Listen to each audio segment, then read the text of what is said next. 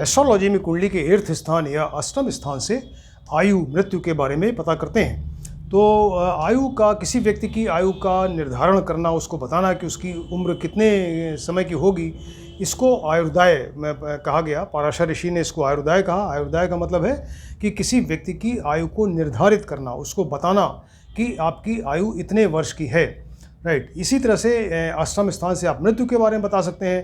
तो मृत्यु कब होगी, कहाँ होगी, कैसे होगी, किस तरह होगी, वो बहुत कष्ट के साथ में होगी या आराम से किसी की मृत्यु हो जाएगी, सारी चीज़ें आप कुंडली के अष्टम स्थान, 8th स्थान और उसके लॉर्ड यानी अष्टमेश और अष्टम का कारक ग्रह शनि, इन सब चीज़ों से आप देख सकते हैं, राइट।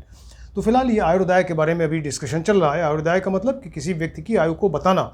तो पराशर ऋषि ने आयुर्दाय यानी व्यक्ति की आयु को कई पार्ट्स में डिवाइड किया। ये आपको बता चुके हैं पहले। बालारिष्ट है, योगायु है, अल्पायु है, अंश, इसके अलावा मध्य आयु और दीर्घायु और अमित आयु। इस तरह से उन्होंने अकॉर्डिंग टू एज, कितनी एज होगी उसके हिसाब से इन चीज़ों को डिवाइड किया एज को। और फिर वो उन्होंने अपने योग बताए कि ग्रहों का प्लेसमेंट, कॉम्बिनेशंस, अरेंजमेंट किस तरह का है कुंडली में। तो अगर इस तरह का अरेंजमेंट है ऐसा ग्रहों का तो इतनी आयु होगी, इस तरह से उन्होंने बताया। लेकिन उसमें एक नेगेटिव पॉइंट ये है उन चीज़ों में कि वो बिल्कुल एग्जैक्ट आयु का कैलकुलेशन उससे नहीं होता। उन्होंने, पराशर ऋषि ने सिर्फ एक अंदाज बताया कि इतनी आयु हो सकती है। जैसे योग आयु जो है वो 8 से 20 साल है, तो 8 से 20 साल के बीच में व्यक्ति की मृत्यु हो सकती है, ऐसा उन्होंने कहा। या अल्पायु है तो 20 से 32 साल में मृत्यु हो सकती है, तो इस तरह से बताया। लेकिन एग्जैक्ट कितने वर्ष, कितने महीने, कितने दिन होंगे, ये चीज़ उससे नहीं पता चलती है। एक ये नेगेटिव पॉइंट है। इसके अलावा जो उन्होंने योगों के आधार पर ये चीज़ें बताई, तो हर कुंडली में वैसे योग नहीं मिलते। हालांकि उन्होंने सैकड़ों योग बताए हैं हर एक आयु के हिसाब से, लेकिन वो उस तरह के योग हर कुंडली में ऐसे नहीं मिलते। तो एक ये नेगेटिव पॉइंट है। तो उस चीज़ को दूर करने के लिए पराशर ऋषि ने, और उसके बाद और जो ऋषि आए, यवन ऋषि थे और सत्याचार हैं, उसके बाद फिर वराह मिहिर आए, तो इन लोगों ने फिर वो एक मैथमेटिकल कैलकुलेशन किया कि मैथमेटिकल कैलकुलेशन से, गणित के में की गणना करके आप आयु को बता सकते हैं। तो इन चीज़ों से अगर आप गणित से गणना करते हैं तो उससे बिल्कुल एग्जैक्ट आयु पता चलती है कि कितने, किसी व्यक्ति की आयु कितने वर्ष, कितने महीने, कितने दिन हो सकती है। तो इसको उन्होंने निसर्गादि आयु कहा, निसर्गादि या गणितायु कहा। लेकिन साथ में एक चीज़ और बताया कि किसी व्यक्ति की आयु जो है वो सिर्फ 12 से 100 के बीच में अगर है, उसी को आप गणित के द्वारा या मैथमेटिकल कैलकुलेशन से इस चीज़ को बता सकते हैं। अगर 12 से कम है तो ये मैथमेटिक्स से कैलकुलेट नहीं किया जा सकता। इसी तरह से अगर 100 के ऊपर है एज, तो उसको भी मैथमेटिक्स से कैलकुलेट नहीं कर सकते। तो उसको सिर्फ उन्होंने कहा जो हमने आपको योग बताए हैं, उसे इन योगों के आधार पर ही आप देखिए उसकी एज कितनी होगी, राइट। तो मैथमेटिकल कैलकुलेशन से आप सिर्फ 12 वर्ष से लेके और 100 वर्ष के बीच में ही आयु को उसका कैलकुलेशन कर सकते हैं। तो ये मैथमेटिकल कैलकुलेशन उन्होंने 4 तरह के बताए, 4 मेथड्स। उसको निसर्गादि आयु कहा। और उसमें जो 4 मेथड्स में, एक तो पिंडायु, जो पिछले लेक्चर में हमने आपको बताया, पिंडायु। उसके अलावा फिर निसर्गायु, तीसरा नंबर अंशायु और चौथा नंबर नक्षत्रायु। इस तरह से उन्होंने 4 मेथड्स बताए कि इन मेथड से आप किसी व्यक्ति की आयु को गणित के द्वारा, मैथ्स के द्वारा कैलकुलेट कर सकते हैं। तो पिछले लेक्चर में हम आप पिंडायु आपको बता चुके हैं। आज जो टॉपिक है वो एक तो निसर्गायु, सेकंड नंबर अंशायु और बाकी नक्षत्रायु जो चौथा मेथड है, इन तीनों के बारे में आपको बताएंगे। तो ये जो नेक्स्ट नंबर है निसर्गायु, पिंडायु के बाद निसर्गायु है। तो निसर्गायु किसी व्यक्ति की कुंडली में अगर सपोज वो जो जन्म का चंद्रमा है, चंद्रमा अगर उस कुंडली में वो जन्म लग्न और सूर्य से ज़्यादा स्ट्रांग हो, राइट।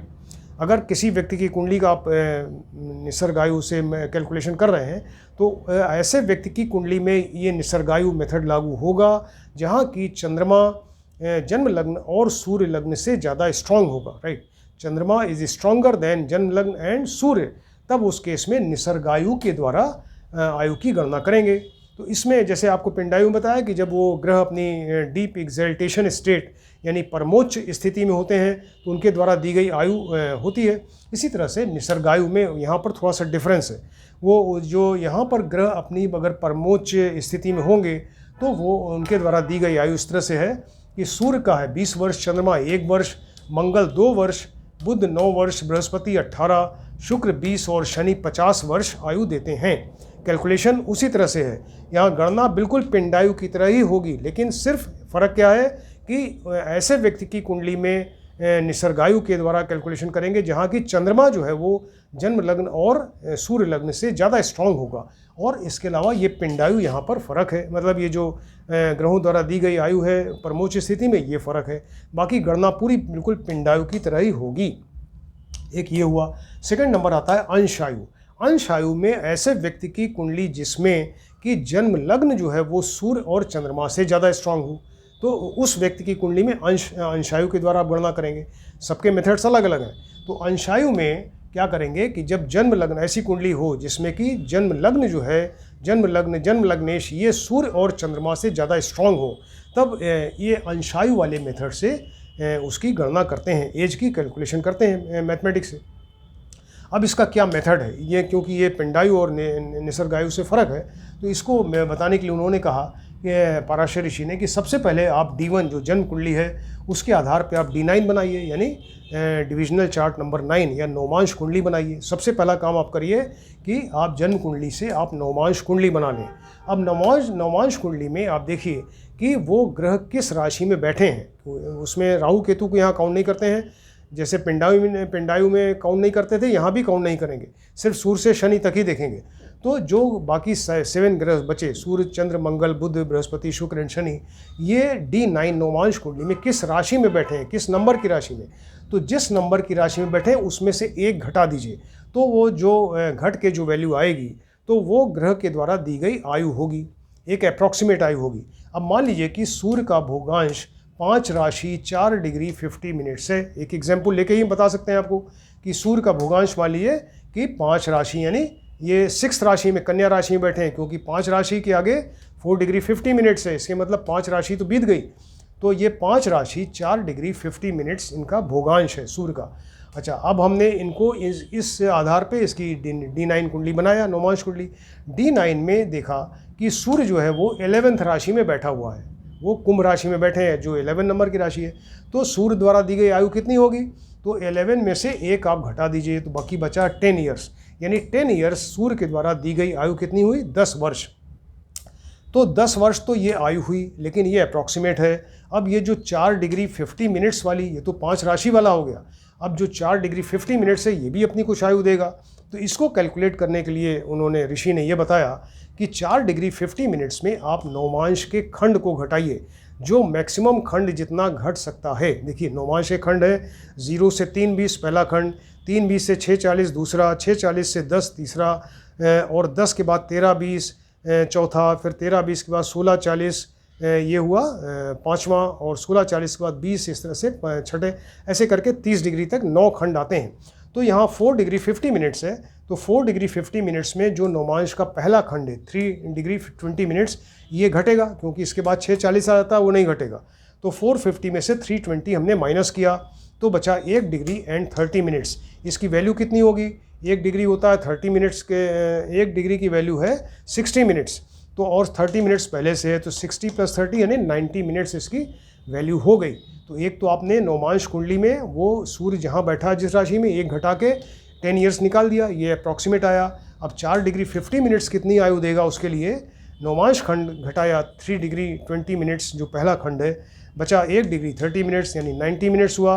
अब एक नौमांश चूँकि होता है 3 डिग्री 20 मिनट्स बराबर 200 मिनट्स, क्योंकि 6 × 18 एक राशि में 1 डिग्री में होता है 60 मिनट्स, तो 6 × 18 180 और प्लस 20 मिला के 200 मिनट्स हो गए।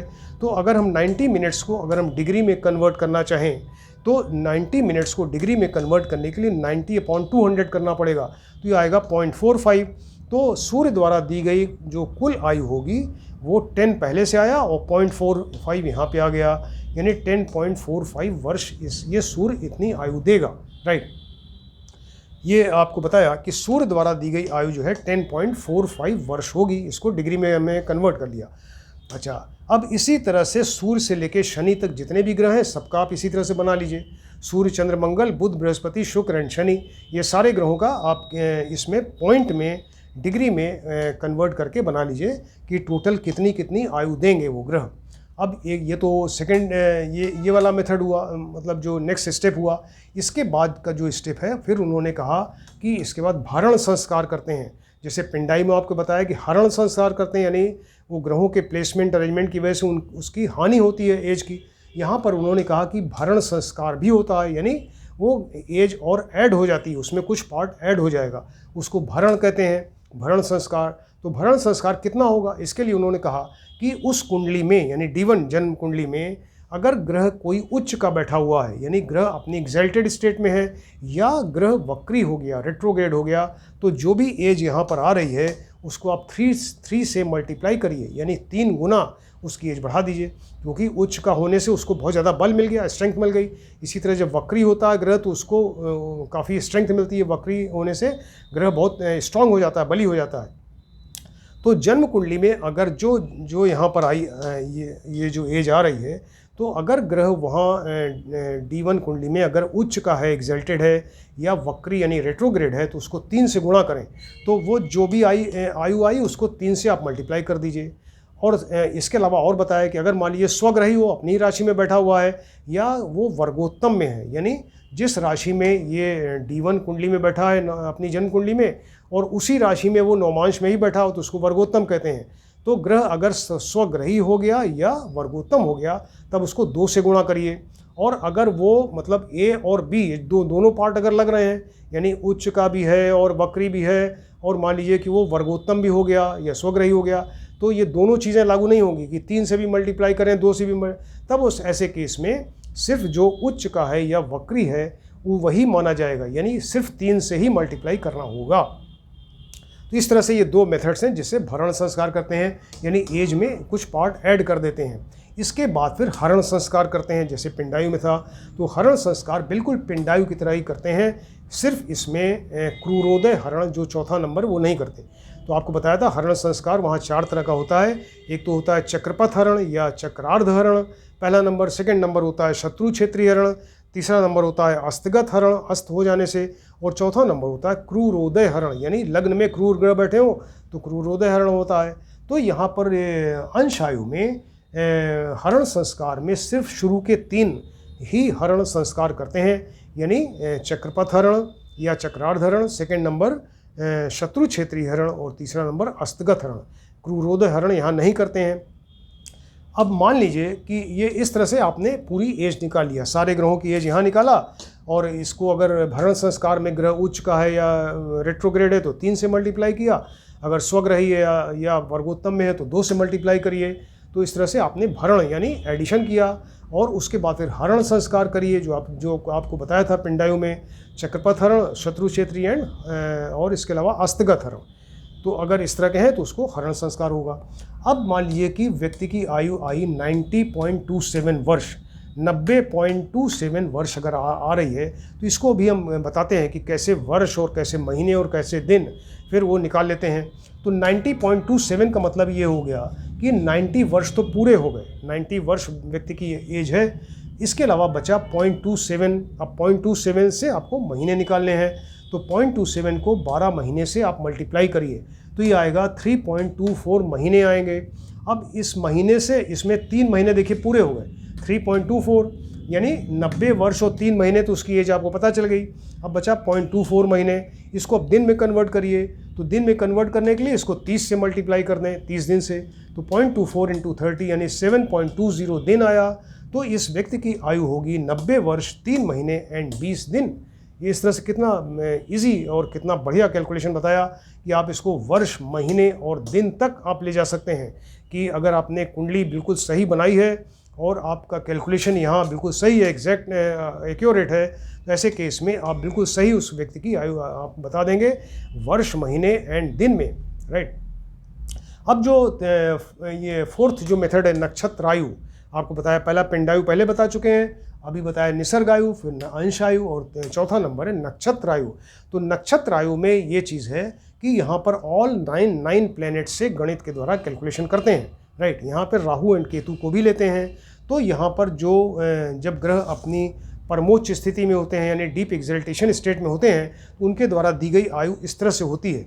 सूर्य 6 वर्ष, चंद्रमा 10 वर्ष, मंगल 7 वर्ष, राहु 18 वर्ष, गुरु 16, शनि 19 वर्ष, बुध 17 वर्ष, केतु 7 वर्ष और शुक्र 20 वर्ष। ये जो आयु बताई जा रही है डीप एग्जल्टेशन, ये एक्चुअली बिल्कुल सेम आयु है जो कि आप दशा अंतरदशा हमने आपको शुरू में बताया था लेक्चर्स में। तो दशा, जो ग्रहों की दशा होती है उनका जो पीरियड होता है वही सेम एज यहाँ पे आती है। यानी जब ये ग्रह अपनी डीप एग्जल्टेशन परमोच्च स्थिति में है तो ये अपनी आयु इस तरह से देते हैं। तो इसमें भी गणना जो है, गणना बिल्कुल यहाँ पर पिंडायु की ही तरह होती है, राइट। इसकी गणना भी बिल्कुल एग्जैक्ट पिंडायु की तरह ही होती है जो हम आपको पहले बता चुके हैं। सिर्फ बस ये यहाँ की एक राहु और केतु को भी ले लिया और इसके अलावा ग्रहों द्वारा परमोच्च स्थिति में दी गई आयु, ये थोड़ी सी डिफरेंस है, बस इतना ही फर्क है। तो ये 4 मेथड्स हमने आपको बताए अभी तक, पिंडायु, निसर्गायु, अंश आयु और नक्षत्र आयु। ये मैथमेटिक्स से कैलकुलेट करके ऋषियों ने बताया, तो कितना बढ़िया तरीके से इन्होंने एक्सप्लेन किया और बिल्कुल एग्जैक्ट कैलकुलेट करके बताया कि व्यक्ति की आयु जो है कितने वर्ष, कितने महीने, कितने दिन हो सकती है। इस चीज़ को आप देख सकते हैं किसी भी कुंडली में। किसी ने अगर आज ये लेक्चर नंबर 264 है तो इसको आप ध्यान से देखें। 264 जो है बराबर कंटिन्यूशन में एक के बाद एक लेक्चर आते जा रहे हैं। अगर किसी ने सब्सक्राइब नहीं किया, सब्सक्राइब करें। हमारा चैनल जो गिटार वाला, गिटार के गाने हैं जिसमें हमने कोरोना वॉरियर्स को ट्रिब्यूट किया है, और ये जो एस्ट्रोलॉजी का लेक्चर, ये जो लेक्चर्स चल रहे हैं, इसका चैनल है, वो दोनों एक ही चैनल है। अलग अलग मत सब्सक्राइब करिए। आपको सिर्फ दोनों में से किसी एक को ही सब्सक्राइब करना है। या तो गिटार वाले गाने को आप सब्सक्राइब करें या ये एस्ट्रोलॉजी वाले को सब्सक्राइब करें, राइट। दोनों में से किसी एक को ही सब्सक्राइब करिए क्योंकि दोनों हमारे ही चैनल है, राइट। Thank you.